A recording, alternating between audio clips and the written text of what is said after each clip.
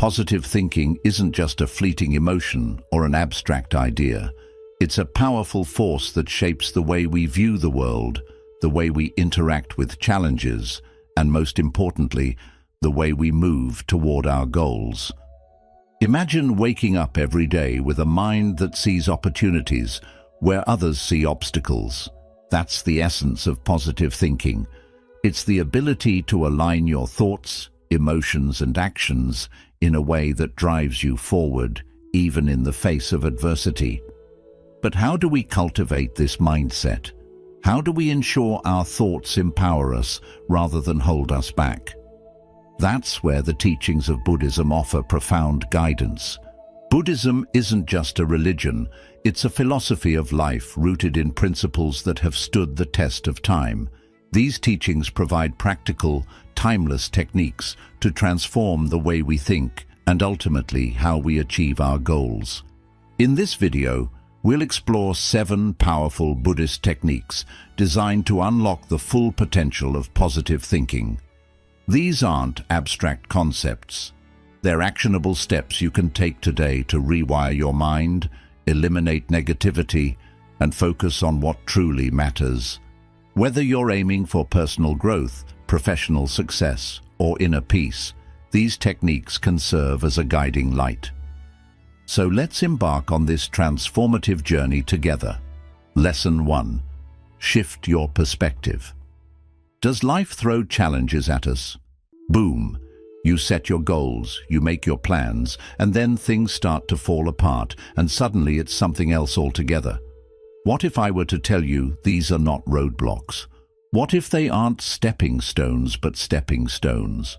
In Buddhism, there's a powerful teaching that says, it's not your suffering who is your enemy, it's a teacher. Well, think about that for a second. Our very struggles could actually be the ones that make us stronger, wiser, and more equipped to handle the randomness of that life. All comes down to your perspective of your situation. When a problem occurs, the automatic response is to think, why is this happening to me? Suppose you changed your thought to that. Rather than considering the problem as an issue, try to ask yourself, what is this trying to teach me? This mindset shift will change everything. All of a sudden, it's not a problem, it's an opportunity for growth. Suppose you are climbing a mountain. Both every rock, every steep incline, and every storm you must endure on your way up are tests. They could be seen as causes to give up, or they could be seen as what makes the climb worthwhile. The benefits of the challenge are that without them, you wouldn't have had the triumph at the top.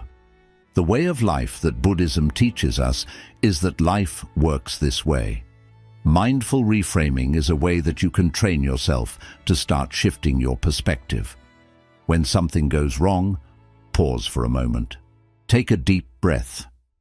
Consciously look for the silver lining then. Very few people fail at everything, and I have failed at something. Instead of wandering into a black hole of negative thoughts, ask yourself, what did I learn from, and how can I improve? So many challenges had to be faced by Buddha himself. He gave up his royal life and lived years of hardship and shunned moments of extreme doubt. Each of those experiences, however, taught him something invaluable, eventually leading to enlightenment. His journey wasn't easy, but of what he gleaned from that journey, it was meaningful. As you begin to view challenges as opportunities, you begin to become a resilient individual. You relax your hold on fear of failure and open yourself to growth. The best part?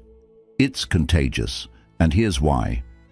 After you've started to think this way, you'll find positivity will come pouring into every aspect of your life. You won't fall anymore. They'll build you.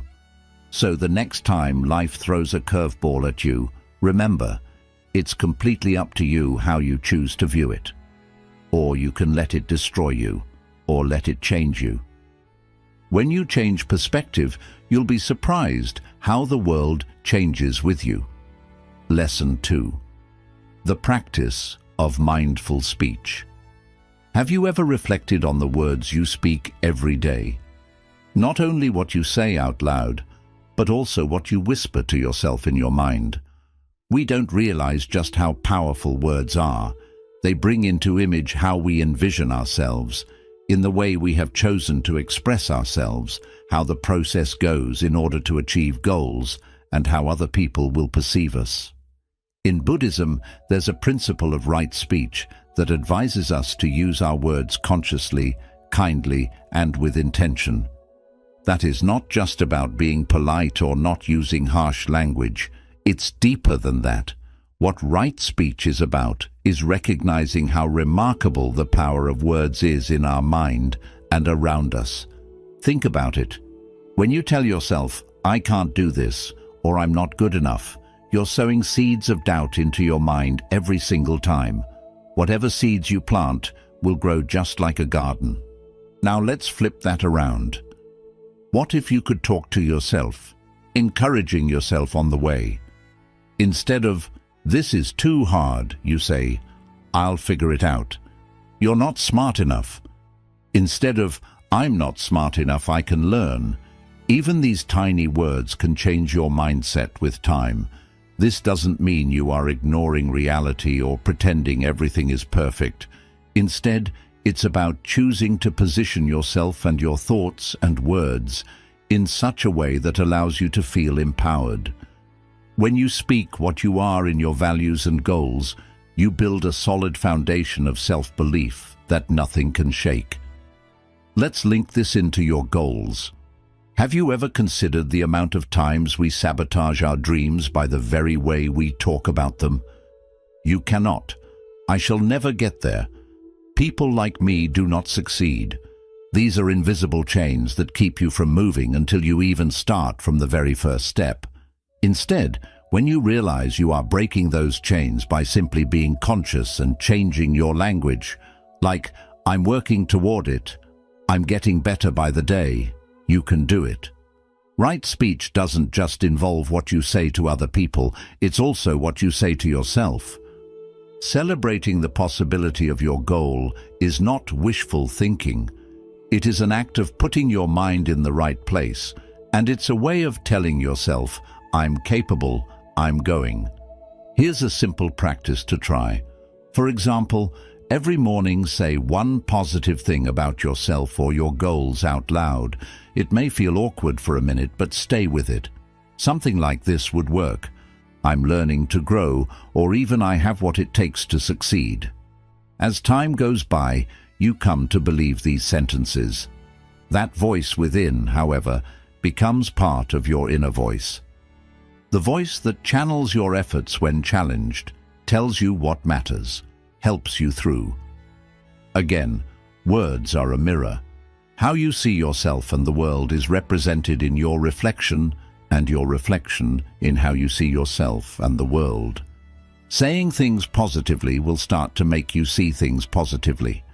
Mindful speech isn't simply about talking, it's about making a reality that feels like your goals are attainable and that your journey has purpose. Lesson 3.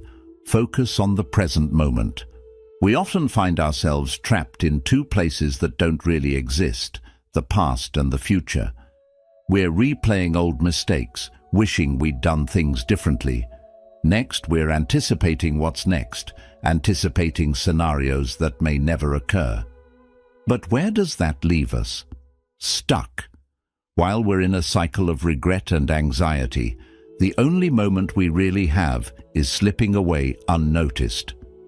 Buddhism offers a profound remedy for this struggle, mindfulness. It's the art of grounding yourself in the right now, of feeling each and every second that comes. By focusing on the present, you release the burden of yesterday and the anxiety of tomorrow from your mind. This is where positivity starts to come through. Think of it this way, but when you're looking back all the time, your mind starts to fill up with doubts. What if I hadn't made that mistake? Why didn't I try harder? They take your energy drain and they take your confidence. Instead, worrying about the future, I might fail or I am not good enough, can be quite fearful. All together, working together, These doubts and fears create a mental prison of fear where you do not accomplish your goals. Being present gets you out of that prison. In practice, when you dwell on what you can do right now, you are thinking and acting deliberately, and your energy begins to become in alignment with your purpose. The power of the present moment is this: it keeps you grounded, productive, and open to possibilities. I am a big fan of using mindfulness meditation as one of the best ways to cultivate present moment awareness. And here's the good news: it's incredibly simple. Close your eyes and find a quiet spot to sit. Breathe in and feel that sensation of the air going into your lungs. Let your lungs empty and release it. And it will, though you don't have to force it. If your mind starts to wander, gently guide it back to your breath. It's like training a muscle. First, your mind will fight back, pulling you right into bad memories or future concerns. However, the ability to stay present does strengthen with time. With mindfulness, you'll begin to notice things like a bird chirping, the warmth of the sun, and the way your body feels at ease. And these small moments of awareness create a very strong foundation for positivity. It doesn't mean you're not present because you're not ignoring what's happening right now, or because you're not planning for the future. You mean you don't allow them to control you. The future holds opportunities, the past holds lessons, but in what are you focusing on right now? When you choose to let go of things you don't need to focus on in the present moment, you free yourself from too much. You get in control, you gain peace and clarity in your life. So with clarity comes positivity, which makes you positive and pushes you forward, fueled with purpose. If that's the case, take a deep breath. Let go of that which you cannot change, and simply trust that your presence in this moment is enough. Embracing the now lets you tap a strength in yourself. Nothing can rattle. Welcome to the first step of your journey, one mindful step with the other. Lesson 4. The power of visualization. Picture this: while you've done your biggest goal, you may feel joy and pride, perhaps even a sense of accomplishment. It feels like you see yourself standing right here in that moment of your success, so fulfilled. But listen to this. The act of visualizing your success is nothing more than a feel-good exercise. But listen to this. I call this a powerful mental tool that can lead you on the way to actualizing that vision. This is the crux of visualization and harmonizes wonderfully with Buddhist meditative practice. Meditation is not simply about re-sitting or clearing your mind in Buddhism. It is about directing your mind with a purpose. Visualization operates on the same principle. Instead of doing breathwork or a mantra, you have a rich, vivid image in the mind about the life you want to live. Intentional practice activates the tremendous potential of your mind to have your thoughts and do things in a way that furthers your goals. Why visualization is so effective is because it uses your brain. There are studies that show that if you spend some time imagining yourself performing an action, your brain will fire in much the same way it does when you're actually performing the action.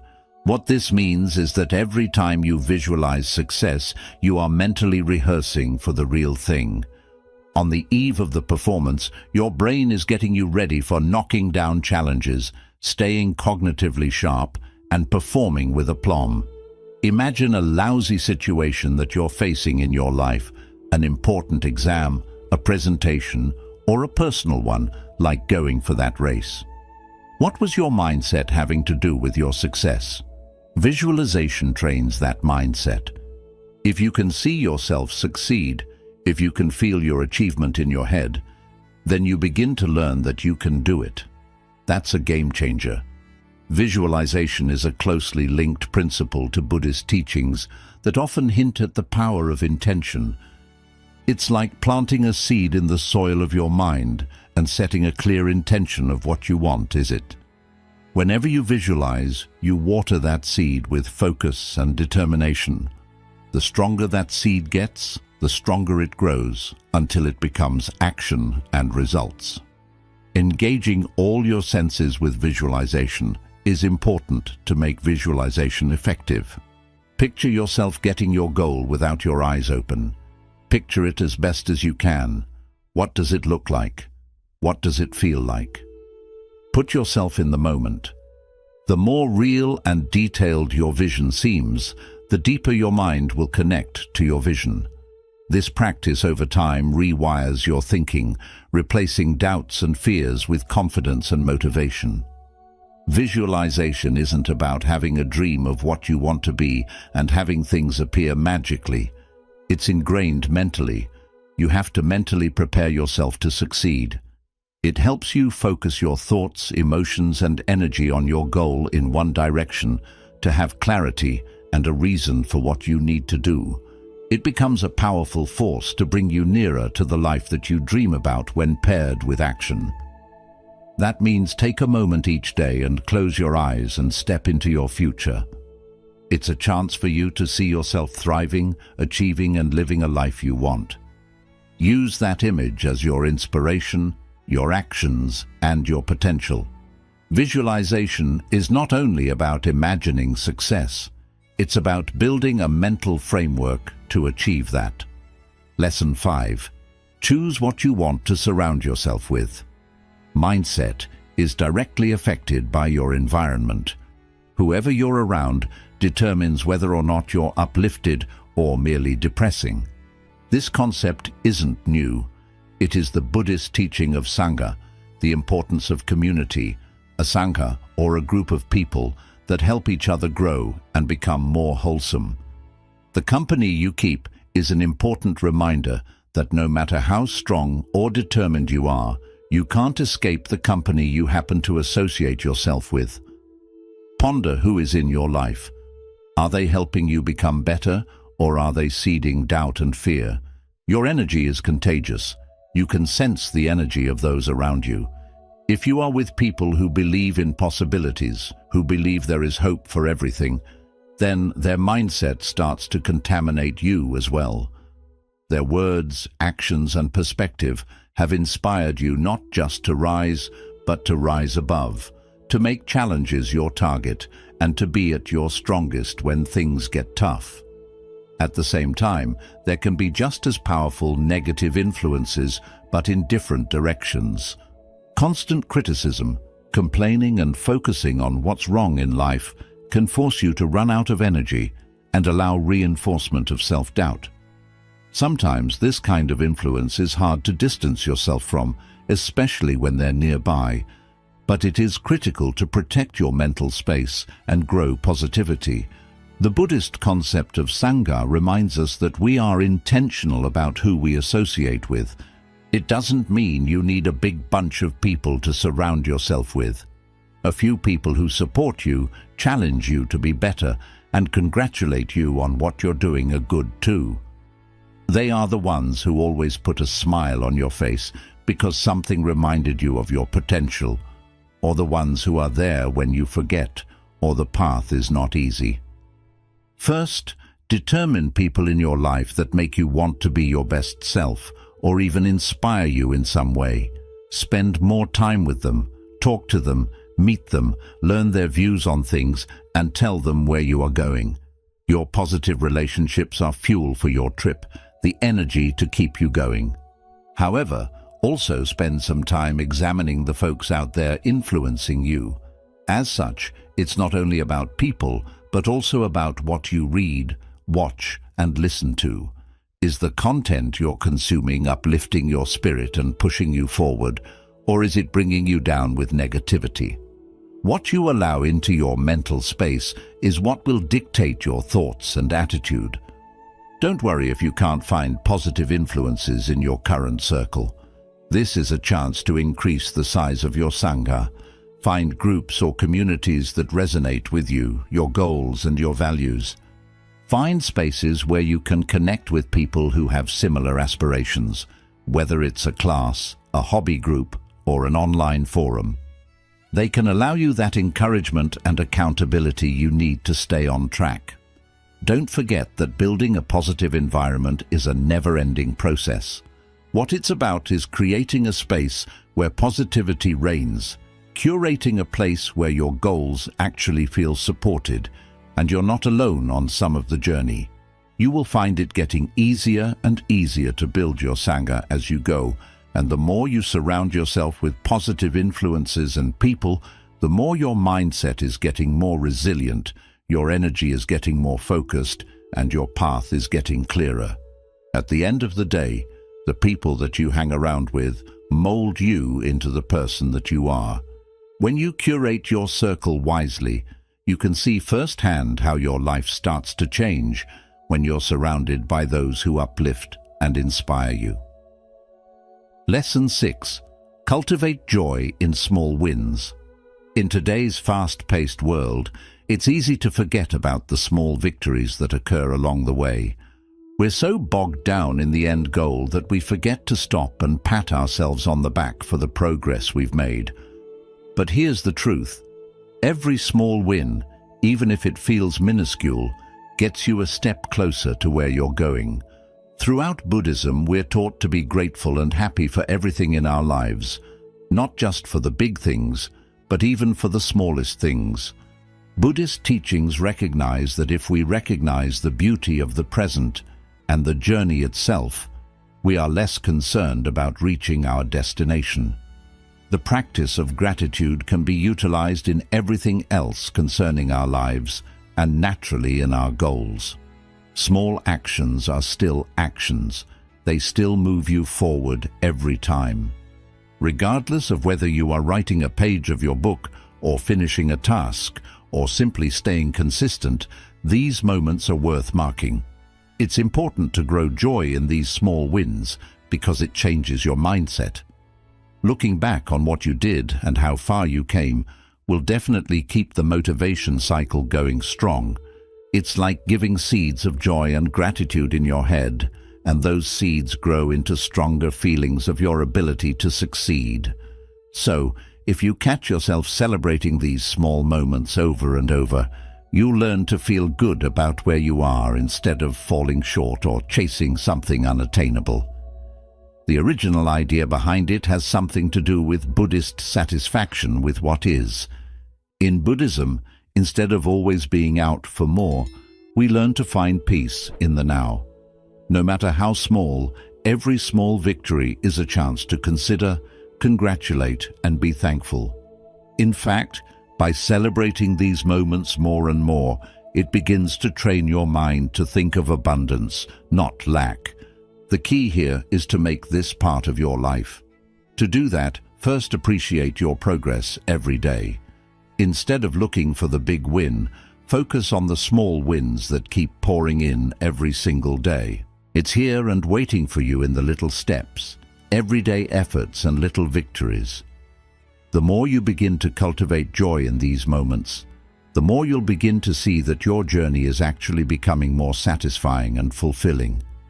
It is gratitude for each step that brings you closer to your destination, but also enables you to savor the road you're on.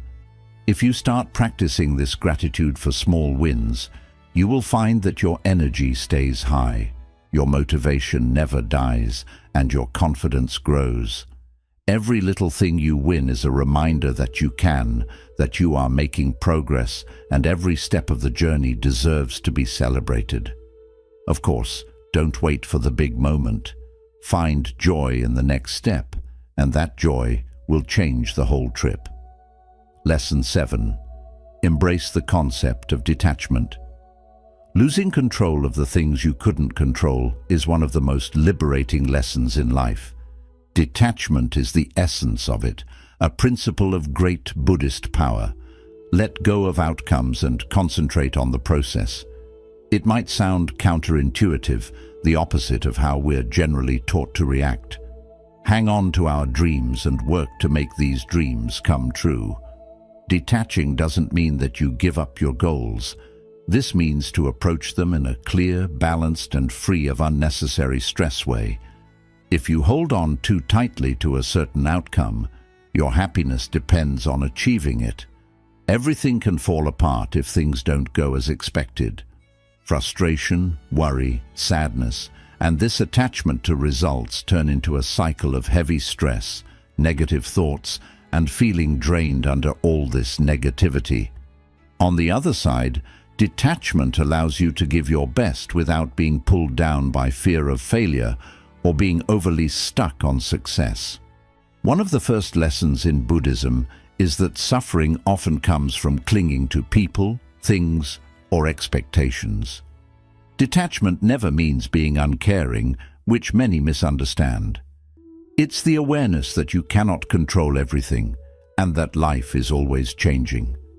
If you accept this, you free yourself from the belief that things must only happen in one way to be good. Detachment does not mean you don't care or lack passion for your goals. It means you don't get lost in the what-ifs and instead shift your focus away from the unknown, bringing it back to the process, the actions you take today, and the effort you put in. The truth is, when you let go of the need for a certain outcome, you become open to other possibilities you may not have imagined. You stay flexible, strong, and present. For instance, let's say you are working toward a promotion at your job. Detachment doesn't mean you stop trying, doing, or caring. Because the result is uncertain, what it really means is that you stay dedicated, keep improving your skills, and give your best without letting the outcome decide your self-worth. This way of thinking not only lowers stress, but also encourages you to remain positive and motivated throughout the journey. Detachment is powerful because it allows you to set aside what you can't control and focus fully on what you can. You can never fully know the ending. You can only give effort, keep a positive mindset, and take good actions. The shift in focus helps keep your energy on what truly matters, growing and learning. Through mindfulness meditation, you can practice detachment. Take a few quiet moments during the day to sit still and focus on your breathing. When thoughts of outcomes or what-ifs appear, notice them but let them pass. This practice helps train your mind to release expectations and remain present in the moment. As you embrace detachment, you'll see that your journey feels lighter and filled with more joy. Stress begins to fade away, leaving behind a calm focus you can carry forward. You'll start viewing setbacks as lessons to learn from instead of failures to fear. Most importantly, you'll realize that your happiness doesn't depend on outside results, but is something you can create within yourself. Detachment lets you give your best while staying free from the burden of outcomes. It's not about giving up on your goals, but about releasing the fear and stress attached to them. When you find this balance, positivity naturally becomes your companion, and your journey feels just as meaningful as the destination. Positive thinking isn't just something you practice when you wake up. It's a way of living that guides you closer to your goals and shows how far you can go. In this video, we've looked at powerful Buddhist practices that reveal the hidden strength of positive thinking. No matter what stage of life you are in or how stuck you might feel, these teachings give you steady steps toward a freer, more meaningful life. Starting with changing your perspective, speaking mindfully, imagining success, growing joy, and practicing detachment. But the truth is, knowing all this is never enough. When you start taking action, things begin to shift. You don't need to make a huge leap. Just start small. Choose one practice that stood out to you today and include it in your daily routine. Keep at it until it becomes natural. Change doesn't happen in an instant, but it builds step by step, slowly moving you toward the life you want. The power of positivity isn't something you have to search for. It already lives within you. These methods, and others like them, are simply tools to help you uncover it, nurture it, and trust it. The road won't always be easy, but each time you stay committed, you reshape your mind, sharpen your focus, and unlock your potential. So here's a challenge for you. Take one step today. Reflect on what you've learned and ask yourself, what's one small thing I can do differently? Write it down, stay committed, and begin now. Your future self will thank you, and as you move forward, remember this.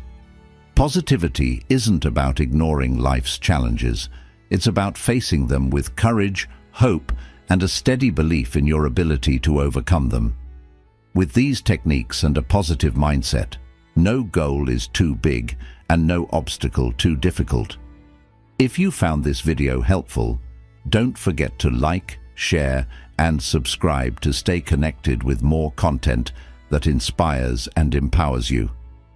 Let's continue this journey together, step by step, as we unlock the incredible potential within.